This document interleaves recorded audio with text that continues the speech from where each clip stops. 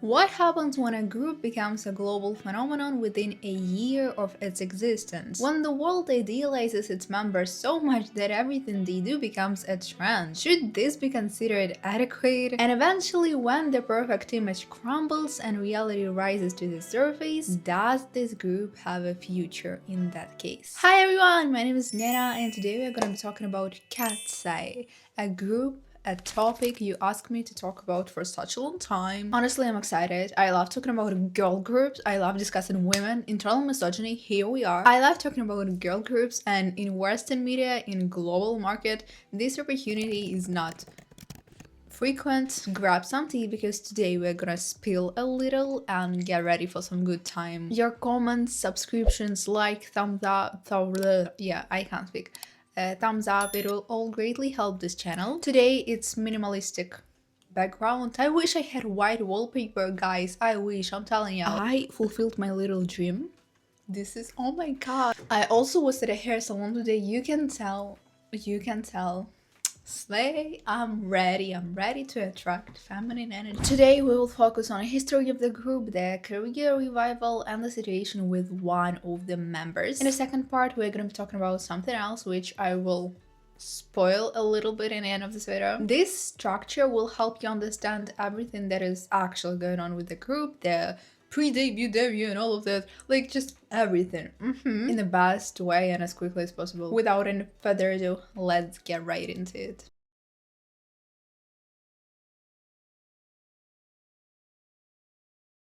Katseye is a multinational pop girl group formed in Los Angeles in 2023 through the reality competition Dream Academy, a collaboration between Hype and Geffen Records. The six members, Daniela Vanzini, Lara Rush, Manon Bannerman, Megan Skindle, Sofia Laforteza, and Yoon Chon, represent a blend of cultural backgrounds from the Philippines, South Korea, Switzerland, and the United States, which has led to the group being described as a global girl group. They officially debuted in June 2024, with subsequent releases including Touch and their first extended play Sis, Soft is Strong. In 2025, Katseye released their second EP, Beautiful Kiss, whose singles Snarly and Gabriella helped them enter the Billboard Hot 100 and earn a Grammy nomination for Best Pop Duo Group Performance. Beyond music, the group is known for their distinctive Y2K-influenced fashion identity and major brand endorsements, including campaigns with high-profile labels like Fendi and Gap. Their journey from global auditions to forming a group has been documented in Netflix documentary docuseries, if you will, Popstar Academy, Katseye. As of March 2026, Katseye has already performed at iHeartRadio Jingle Ball, Wango Tango, Lollapalooza, and Summer Sonic. For March 2026, Katseye is scheduled to perform at Lollapalooza South America, which includes Chile, Brazil, and Argentina. They also are scheduled to perform at Festival Estereo Picnic and later for Coachella Valley Music and Arts Festival. Basically for Coachella, yes, a big deal for a music group. Over the past year, the group has also collaborated with brands such as Fendi, Gap, Coach, Urban Outfitters, Matrix, Laneige, Glossier, Lush, Pandora, Jollibee, and Erewhon X Vita Coco. Now tell me, how did you find out about Katseye? I remember watching their debut music video. It seemed so bad to me, no hate, but it seemed like a failed group a little bit, and I probably actually got into Katseye when they performed at Korean music shows with Touch, and also video essays about Popstar Academy also helped me to get to know them. So when Gnarly came out, I was already like, I know them, yeah, I'm an old fan. Okay.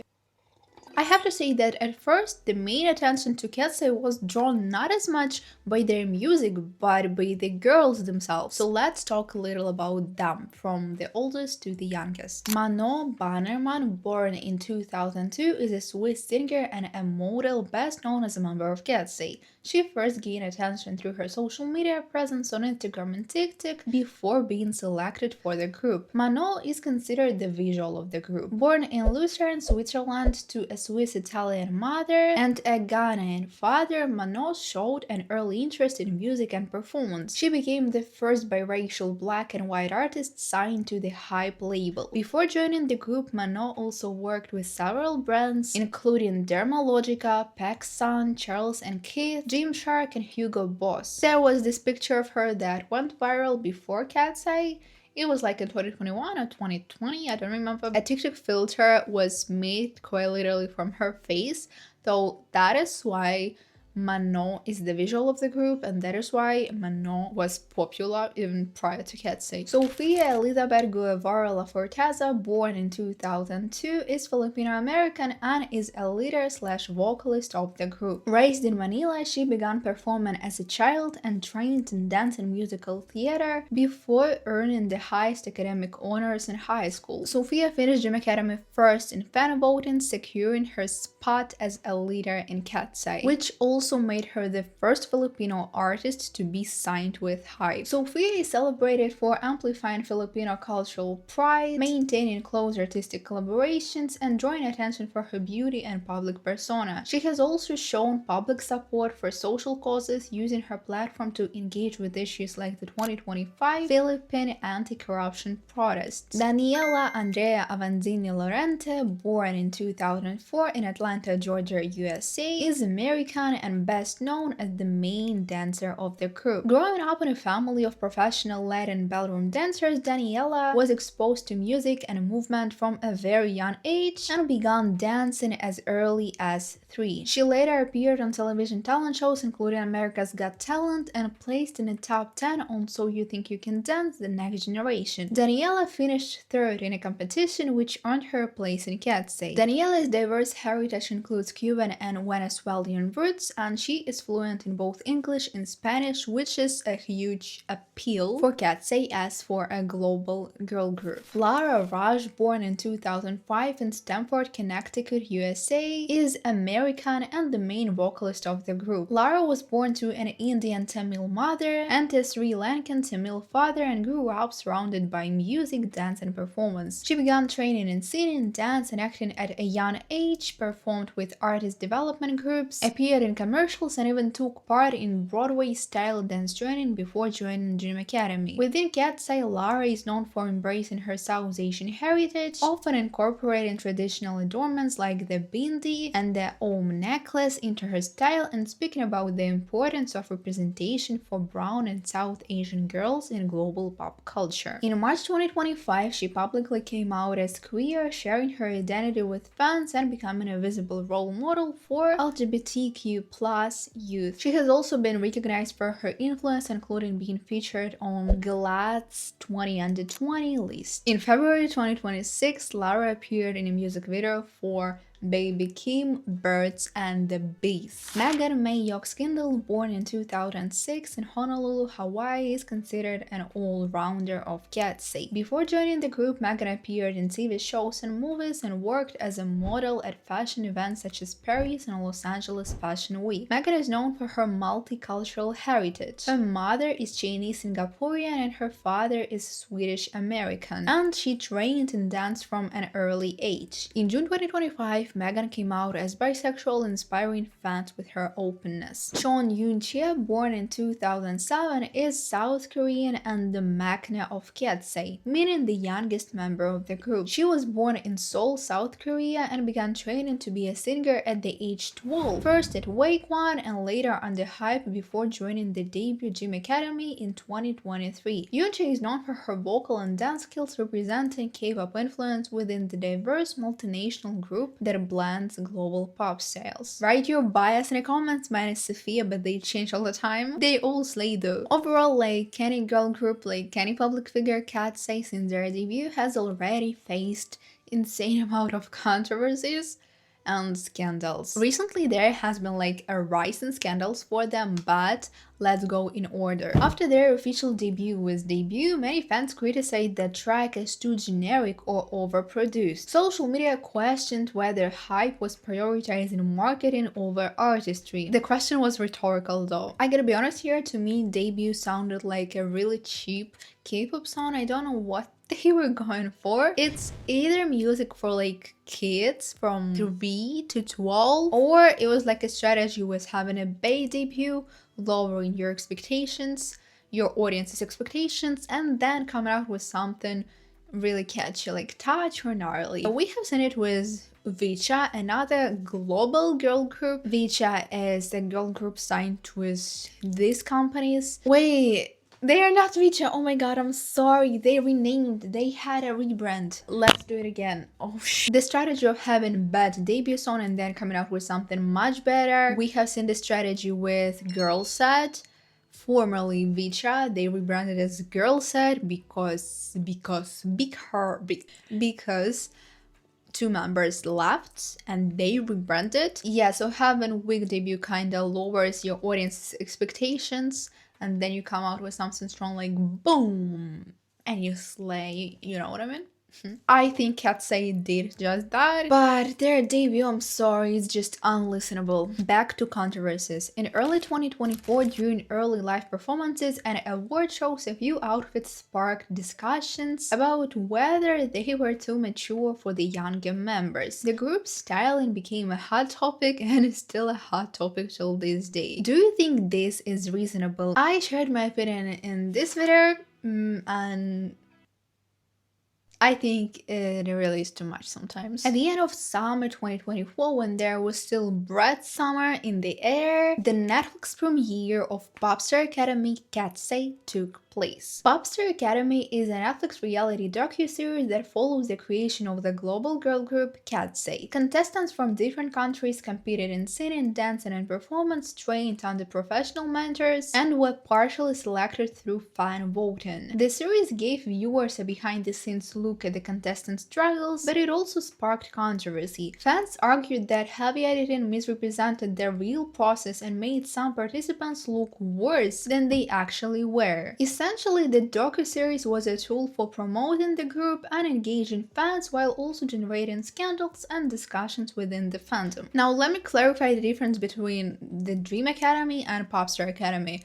The Dream Academy as a survival show that formed Katseye, and Popstar Academy is a documentary that follows the process of the creation of the group and also the creation of the show Dream Academy. So Dream Academy is a competition itself where contestants auditioned, trained, and competed to join Katseye, while Popstar Academy is the filmed and edited docuseries that tells the story, showing auditions, training, fan voting, and behind-the-scenes drama. In short, Dream Academy is the competition and Popstar Academy is show that documents the competition. Shortly after its release, Popstar Academy faced criticism for allegedly misleading contestants about the nature of the show. The girls auditioned for the training program. They were not told that it's gonna be a survival show, yet it ended up being probably the harshest version of it. Viewers criticized that documentary's heavy editing, accusing it of manufacturing conflicts and exaggerating tensions between trainees for entertainment rather than showing an authentic, actual creative process. Online discussions, especially within fandom threads, said that docuseries deliberately emphasized drama, including portraying certain trainees in a very bad way.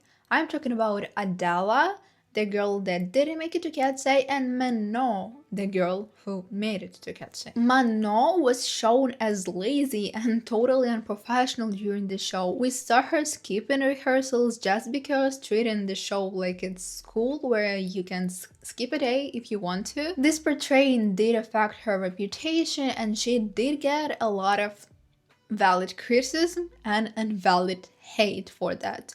We're gonna talk about Popstar Academy a bit later, so stay tuned. And for now, please put thumbs up to this video, it's gonna greatly help the channel. Let's keep moving. Global fame came to Katseye in 2025 with the release of Gnarly, song that everyone hated at first listen, but lately it gets to you.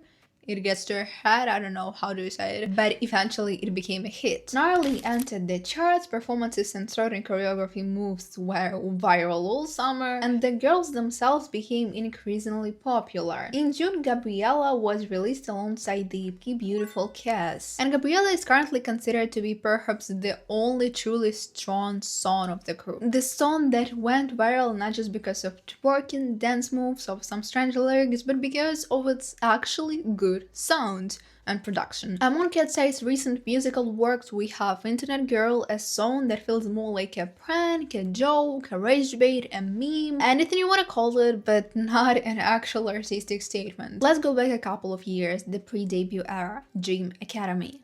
Dream, Dream Academy. Once again, in case your attention span forgot, the debut Dream Academy is a talent competition reality show created as an international collaboration between record labels Hype and Geffen, aimed at forming a global girl group. The fun interactive project involved 20 female contestants from around the world competing in 3 missions to test their skills. Eliminations occurred after each mission, leaving 10 contestants to compete in the finale, where the final 6 members were chosen. According to Hype chairman, the intention was to form an international group based on K-pop methodology. The project was announced on August 28, 2023, premiered on September 1st and concluded on November 17th, running for a total of 12 weeks. The show ended with the announcement of the 6-member girl group known as Katseye. Specifically for this video, I watched the show and honestly there was nothing particularly terrible about it. It's a typical K-pop survival show. It doesn't really help you understand who these girls are, who works the hardest, who is lazy, and what is actually happening. It doesn't give you an idea who's talented, who's not. Often the winner is the one who gets lucky and the one the audience grows attached to. I'm not saying that the final members of Katseye aren't talented. Clearly they are talented, they are hardworking, but all the contestants were. So there's a huge portion of just luck and hope in these kind of survival shows. In shows like this, the girls sometimes feel more like disposable material than hard-working artists. As a commercial product though, the show works. It is quite engaging to watch, and certain moments, especially in the final episode where the final members were chosen, made me cry. Yes, I cried over people who I don't even know. That's the kind of laugh I have. But what was even more interesting to watch is Popstar Academy Katseye. It makes the formation process much more clear. Each contestant's journey, the internal dynamics, and the behind-the-scenes reality. Of course, I can't speak how realistic it was. Chances are a lot of storylines may have been potentially fabricated to spark discussion, but it is really interesting to watch. The directors, the producers did a really good job. Now, I remember at some point someone said, we want to take K out of K-pop and make it global. And I was like, do you even hear yourself? If you take K out of K-pop, it's gonna be pop. Pop already exists. Are you sure you know what you want? This documentary series became somewhat traumatic for the girls themselves. I mean, after Katseye debuted. Many fans argued that the series used dramatic editing to create tension and storylines between members who would later debut together. Certain members, especially Manon, were portrayed in ways that sparked online criticism. When a show frames someone in a particular light, even subtly, it shapes public perception, sometimes unfairly. Or maybe this time fairly. What do you think? After the show aired, many members received heavy online backlash, including racist comments, body shaming, and personal attacks. I remember the girls themselves saying that it was hard to watch the Popstar Academy and that they are not gonna rewatch it again. What's your relationship to the show now? I can't watch it again. I can't. Yeah, I can't. Yeah. Saw it once, never again. Yeah. Honestly, like when I hear about it, I get a little. She does. Yeah. Missy, who was like a day-to-day manager, spent a lot of time with the girls when they were trainees, said in a documentary that if she had a choice, she would not put Manon into the group because of her work ethics. I have not seen that from Manon. I would absolutely not put her in this group based on my work experience with her. Sophia and Adela also shared that they don't really agree with Manon and that they don't like her work ethics. Manon, she's getting so much attention. You know, people are upset because she doesn't put a lot of effort and she doesn't show up for her teams a lot.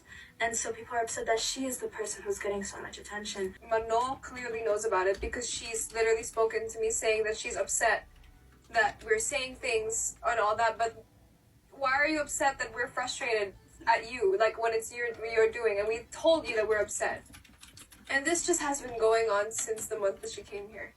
Missy, as far as I know, still works with the girls, so imagine working with a person who said she wouldn't want you in the group. Manon and Sophia also are co-members, so probably rewatching those moments in the documentary again was hard. Of course, revisiting those episodes would feel traumatic and dramatic, at the very least uncomfortable for all of them. Remember what we just talked about? We will come back to that a bit later. Guys, girls and gays, I'm sorry if this is a little bit confusing. I'm trying my best to make a clear storyline from this video so everyone can follow along even if you didn't watch the shows and barely know who Katseye is. Please let me know in the comments if you can follow along or if I'm doing a bad job, and be honest. As for now, Katseye's latest song is Internet Girl. I suspect there will be something new before Coachella, but for now it is Internet Girl. We have already discussed this track in this video, so I will not be talking about it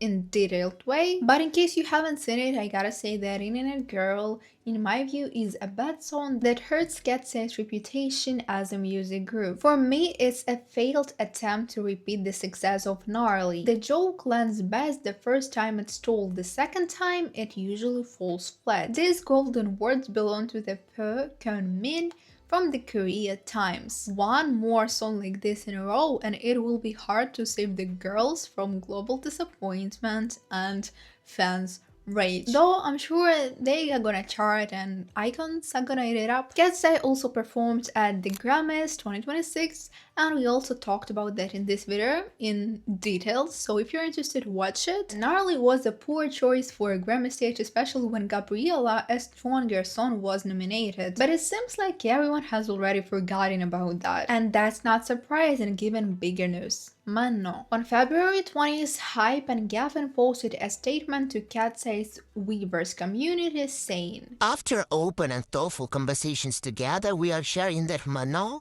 will be taking a temporary hiatus from group activities to focus on her health and well-being. We fully support this decision. Katseye remains committed to showing up for one another and for the friends who mean everything to us. The group will continue scheduled activities during this time and will look forward to being together again when the time is right." No timeline was given for Manon's return. Hours later, Manon herself posted a message directly to her fans through Weavers, which is a platform for artists under Hype. She shared a slightly different message. Let's read it. Hi friends, I wanted to hear this from me. I'm healthy, I'm okay, and I'm taking care of myself. Thank you for checking in. Sometimes things unfold in ways we don't fully control, but I'm trusting the bigger picture. Thank you for standing by me. I love you endlessly. I can't wait to see you again. On the surface, this seemed fine. A lot of people noticed difference between Hype and Gavin's statement and Manon's statement. But personally, everything seemed normal to me. I thought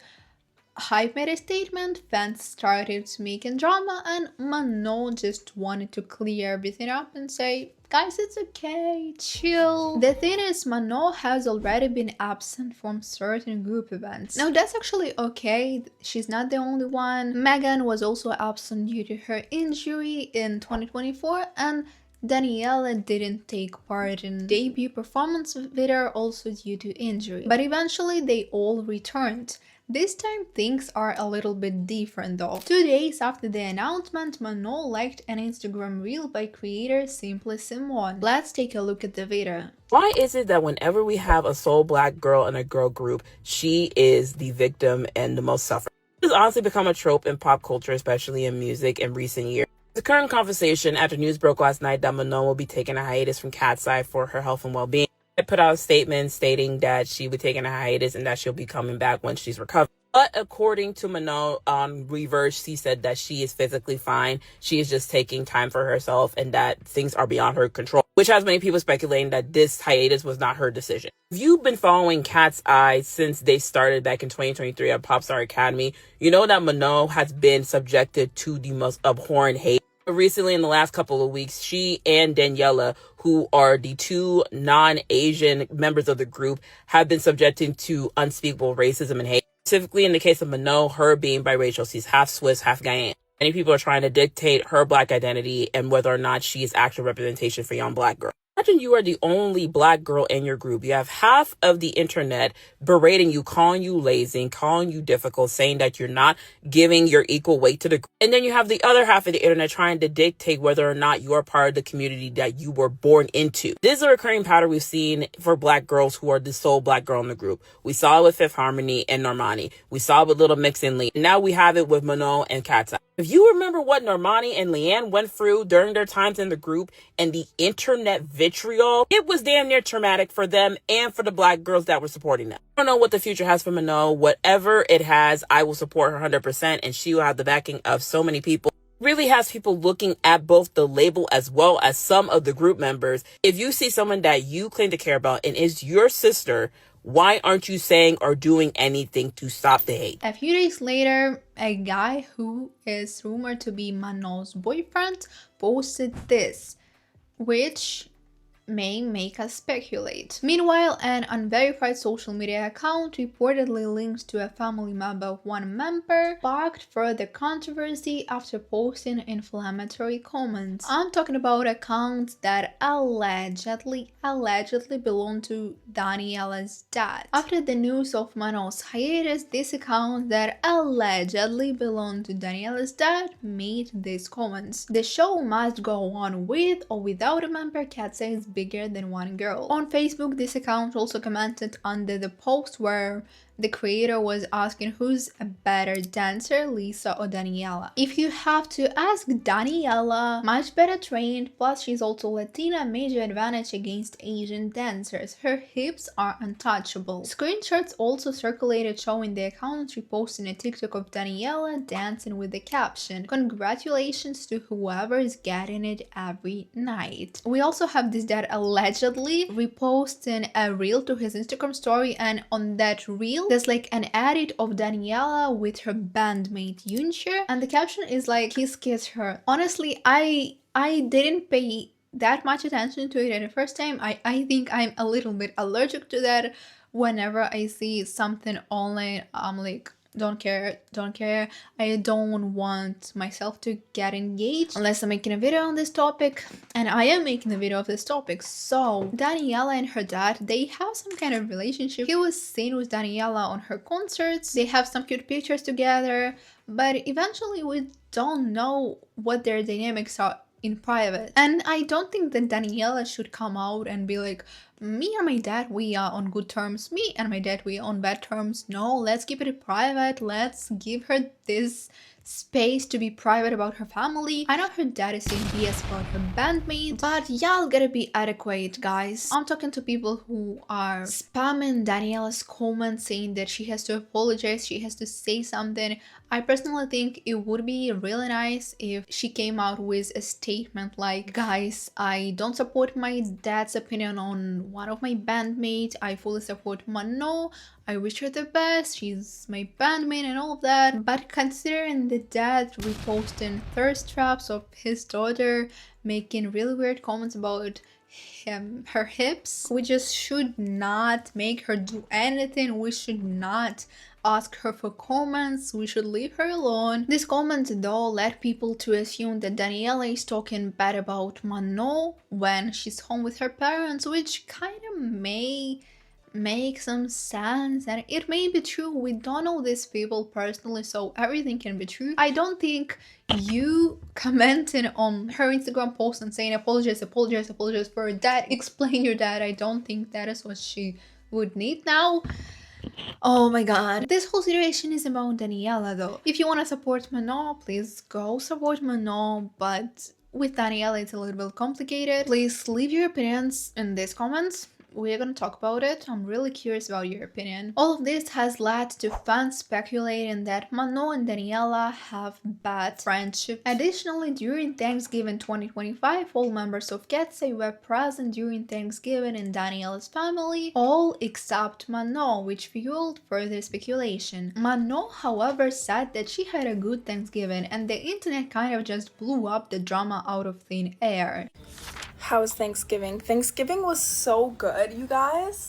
Like I was spending it with like my friends, and then all of a sudden I go online and it's like mayhem. I'm like, sorry? But anyway. Now, if you don't count the father in this whole story, the rumors about the fights between Daniela and Manon really existed before this. Let's take a look at some clips. Someone said, why is Danny so mean to Manon? No. What are you talking about? She's like, let's talk about it. Alright. Let's address the elephant in the room. Okay. I'm just kidding. No, absolutely not. She's my sister. Like, we fight like From siblings. another mister. Literally. No, we fight like siblings because we're so close. Like, she's my roommate. We get on each other's throats. But I love her. She's mean to me. I'm your grandmother. In the context of the situation that is going on right now, these clips do look weird, but also we have clips where Daniela is hugging Manon and they're having a good time. I personally gotta say that we will probably never know the truth. Everything you see, everything this group is presenting is something they choose to show us. I don't really think we should engage in their personal drama. I don't think girl groups should be best friends. It's fine when they're co-workers. Being in a girl group, being a member of girl group is a job. And I think it's actually good when you're co-workers with your bandmates because it's easier to keep it professional. The other 5 members of the group are currently silent and they get hate for it. They stay silent and you shouldn't expect anything else. Personally, I think that they probably aren't even allowed to say anything about the situation, so what do we expect? Most likely, this whole situation with Manon going on hiatus isn't really their decision or their desire. If they speak up publicly without the company's approval, they could face penalties, fines, or other consequences. Any statement they make could negatively affect the group's image, whether they speak for or against something. Only time will tell, but even that I'm not sure. Manon might return, but then all the speculations will get meaningless. At the same time, it is hard to imagine her returning because he has already liked a video addressing mistreatment of black girls in girl groups, and allegedly Daniela's father has made those comments. So this conversation is already happening. I don't think there is nothing going on in the group behind the scenes. Maybe some mistreatment is going on, maybe girls don't get along that well. In any case, I think this should have not been made public because it's work and it's also personal drama, and I highly believe that if it's not that necessary, you shouldn't take it out on public. It's also hard to imagine Manon returning to Katseye and acting like nothing happened, simply because SZA and many other black artists have already supported Manon, which I'm generally skeptical about, saying there is no smoke without fire, but in Manon's case, this seems very fitting. And this is exactly what differentiates Manon's hiatus from Manon and Daniela being absent during some promotions in 2024. First, Manon and Daniela were never announced to be going on hiatus. The word hiatus was never used. I haven't found it. This members leaving for a while was framed as Katseye Daniela has sustained an injury and will be unable to fully participate in the promotion of Katseye's first single, and Katseye Manon has suffered a minor back injury and will limit her participation in some of the upcoming promotions and activities in Asia to ensure that she is able to rest and recuperate fully. I'm sorry. English school, you gotta be my sponsor. Previously, when Manon was absent from some of the group's promotions, performances, and events, the announcements about it were different. We wanted to share that Manon was unable to take part in the Gabriella performance video due to a sprained ankle which unfortunately kept her from filming. Unfortunately, due to illness, Manon will be unable to participate at this year's Mama 2024 Awards. We wish her a speedy recovery and look forward to her joining Katseye members again soon. We apologize to every fan that was looking forward to seeing Manon perform and ask for your understanding. There was no hiatus specifically before, and now this hiatus is indefinite, which means we don't know when we will see Manon and if we will ever see her back with Katseye. Looking at history globally, group members usually announce they are leaving and the group continues moving forward, but it never hits the same, so later the whole group announces hiatus and then later disbands. Sometimes the group announces a hiatus and stays on hiatus for years, like Fifth Harmony. In K-pop, in many cases when a member goes on hiatus, it actually ends with them leaving the group. This happened with Garam from ListerFM, or Sujin from G-Idol. But there are also members who went on hiatus and successfully returned. Leah from ETZY, members of TWICE, Wendy from Red Velvet, and many others. Her latest update was that story she posted. I hope that she is surrounded by people who truly care for her and that she is safe. That's the most important thing. There are also things that make me think that the problem could genuinely be Manon's work ethic, which is why I rewatched Dream Academy and Popstar Academy all over again. I think this deserves thumbs up and subscribe and comment. What am I doing? How is your attention span feeling, guys? I think it's gonna be a long video.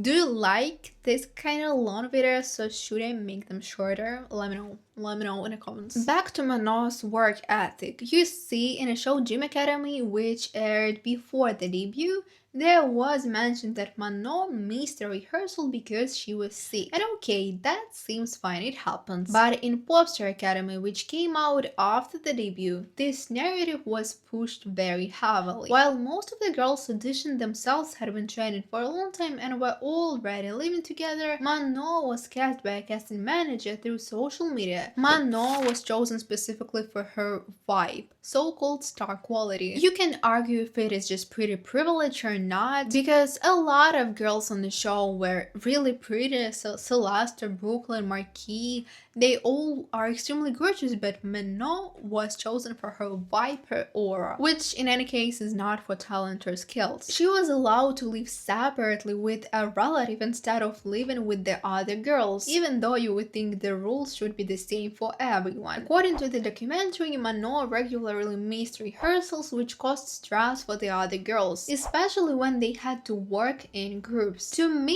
it seems like that was actually happening. Like, it's not just a totally false narrative they put in a documentary. Manon herself said she thought it was like school, that if you're sick, you can just skip a day. But obviously, this wasn't school. That kind of work ethic didn't sit well with the other girls or the trainers. But the show was released after the group had already debuted, so still, even if this narrative was true, why show it when this member is already in a final lineup? That's what I don't understand. Now, okay, I do understand it. For attention. The other 5 were portrayed as hardworking, disciplined girls, and only Manon got the lazy girl image. Now let's talk about her work ethic. Recently, in an interview with The Cut, Manon addressed the shady comments, the lazy girl image through cultural lens. She said this: America has a very different culture when it comes to work-life balance. You guys are all about grind and hustle. In Switzerland, if you're sick, you take a day off. No one's going to expect you to work. And I don't understand why everyone is praising her for this so much. Yes, that mindset works in privileged countries when you have a stable job, 9 to 5 if you will, but not for artists, not for pop stars who are just trying to build their careers and get something to make a name for themselves. Don't even get me started on countries where people have to work every day, no matter how they feel, because otherwise they will have no food for themselves, for their families, for their kids. That was literally my family situation when I was a child. My mom worked really hard, her salary was low. She couldn't just skip a day because she feels bad. If she did, she wouldn't be able to pay for this and that. I can imagine my mom coming home after a work day and saying, "My dear daughter, I'm so tired, I'm probably getting sick." And I'm like, take a day off. What's the problem? She would be like, wow, should it take you to an orphanage? If only things were that simple. Though I can say that America and Switzerland are privileged countries, and that's why I like the idea of giving your body and yourself some rest when you need it. Does it work like that for pop stars, for artists that are trying to make a name for themselves? Honestly, no. You have to understand that this mindset is beautiful when you already have everything. When you have a financial safety net and protection, that is great. But most people don't have that option. That's just a reality check in case you forgot. Not everyone lives in a pink dream country. Okay, let's imagine that everyone is financially stable and can afford to stay home when slightly sick. Now, is it realistic for artists who are just starting their careers with a packed schedule, a huge fan base waiting for content, and a company that wants to make back its investment? In that situation, that when you're sick you take a day off mindset just doesn't work. Manon can leave however she wants. Nobody's forcing her to work overtime. I mean, her company maybe potentially does, but in the end of the day it's her life, and if she thinks that mindset is great, then good. Who cares? The thing is, it's not even entirely her fault that this mindset doesn't fit Katseye. Manon showed this attitude from the very beginning when casting managers found her on social media. They knew who they were choosing. They saw her missing rehearsals, being not totally necessarily 1,000,000,000% interested in their program, and still pushed her all the way to the final lineup. I don't know how honest survival show voting really is, but if her work ethics had truly been such an issue, I'm sure they could have found a reason to eliminate her during the show, but they didn't. They wanted her too badly to maybe see the flaws. So if the hiatus is really about her work ethic, that could have been easily predicted. And in my opinion, that would have been the company's choice because they ignored the signs and still wanted her in Katseye. This theory that hiatus might be going on due to her work ethics is also reinforced by comments of Daniela's dad about come back when you're ready to work. I wouldn't necessarily take that man seriously. I also saw another interesting perspective from one of the K-tubers, a YouTuber that is making content about K-pop. Now, this YouTuber is rumored to be a little bit problematic with her opinions. Her theory is that Manon maybe potentially has a work ethic problem and is not able to see it due to just not being self-conscious enough to see that she may be the problem, potentially, allegedly, and that's why she may be blaming it on racism and mistreatment. This may be true, but I still would not underestimate the problem of racism, not just in a world, not just in that industry, but in general. You know, Manon is the only black girl in a group, and no matter her work ethics, being the only black girl in girl group, she was the only one who was portrayed as lazy in the documentary. Coincidence?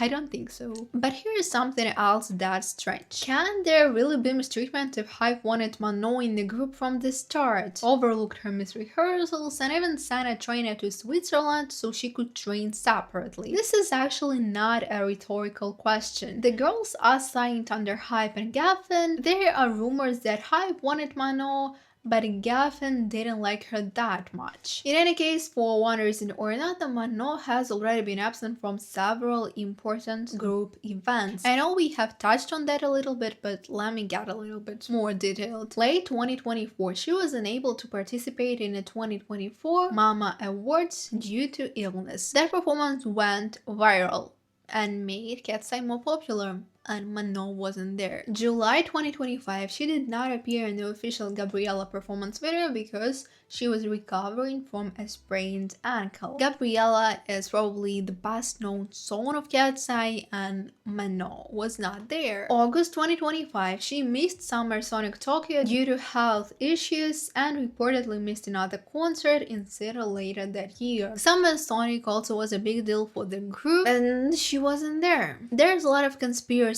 online, like when Lara was injured, they still found a way to include her in Game Boy performance video.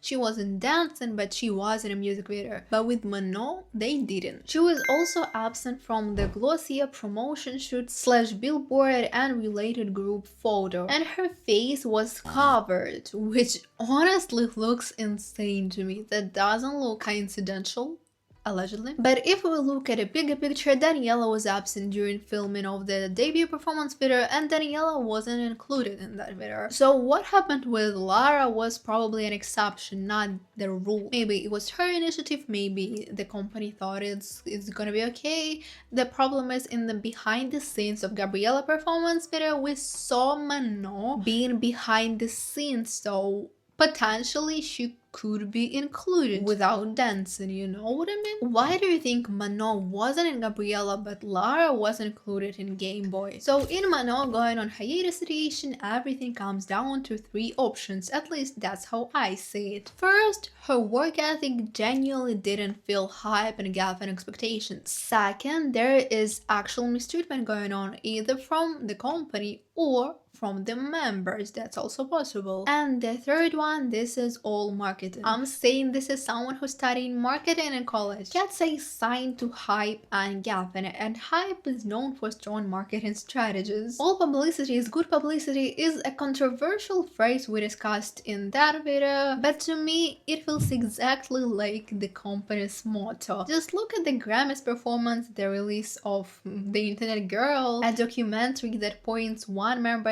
in a very negative light, like even the release of Gnarly, their revealing outfits. And of course another possibility is that multiple things can exist at once. Mistreatment and questions about work ethic at the same time. I'm sure you guys have many theories, write them in the comments. Again, I read every single one and I'm excited. And you know what's crazy? Katseye has only existed for less than 2 years, and yet there is already so much to unpack. The music, the branding, the documentary, the narratives, the hiatus, the marketing strategies, the cultural differences, the fan theories. This group is a case study on its own. That's why it's not the end of the conversation. There will be part 2, and in that one we are going much deeper. We are gonna talk properly about the marketing. I'm also thinking about including the conversation about queer baiting, about Daniela getting so much attention, about their boyfriends. There's like so much to unpack, y'all. We are gonna talk about marketing, Popstar Academy and the way it shaped public perception, about Hype and Gavin, about whether their controversies are accidental or calculated, and maybe even about how much of this is just the industry doing what the industry does best. Honestly, I'm so excited. Weird way to end the video about girl being allegedly mistreated. Today was more of an introduction, a foundation. I wanted you to understand the timeline, the absences, the work ethic debate, because nothing is ever as simple as lazy or mistreated. Now I want to hear from you. What do you think is really happening? Do you think it's about work ethic? Do you think there is mistreatment behind the scenes? Or do you think we all just participating in very successful marketing? And one last thing that is very important, guys, please don't skip this. I am asking you to specifically tell me what you would like to see in the next video. Which scandal, controversy, maybe song, maybe member, what would you like me to talk about? I have my Instagram and I recently posted photos from my first day. If you enjoyed this deep dive, don't forget to like, subscribe and turn on notifications so you don't miss the next part. I'm telling y'all, the next part is gonna be tea. If you're still here till this moment, thank you so much. You might enjoy these videos. Choose your favorite one and see you later. Bye bye. Venezuelan. Venezuelan.